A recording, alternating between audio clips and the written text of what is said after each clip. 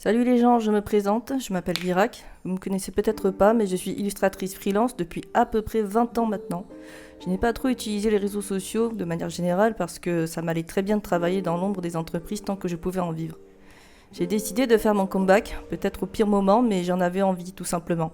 J'ai décidé de reprendre mes projets personnels. Je crois que mon plus gros regret dans la vie, c'est de ne pas avoir été assez moi-même dans mon art.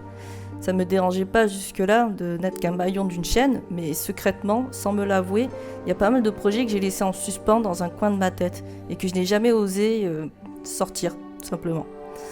Je n'ai pas pris le temps de faire plus de dessins perso ou étoffer mon book, et ça, je l'ai toujours eu en travers de la gorge. La vie a fait que je n'avais pas l'énergie nécessaire pour ça, mais j'avais envie que ça change, et donc l'esprit shonen fait son retour.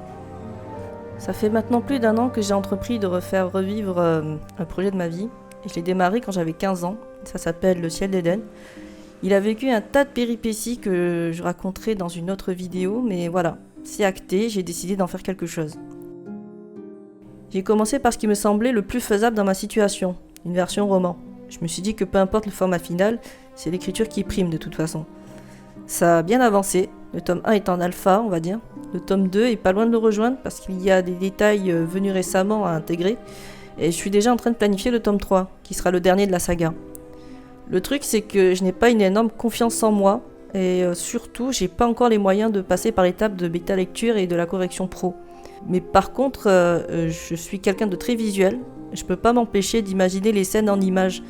Et j'ai assez foi en moi pour gérer mon histoire graphiquement, c'est juste que j'avais un doute sur la faisabilité.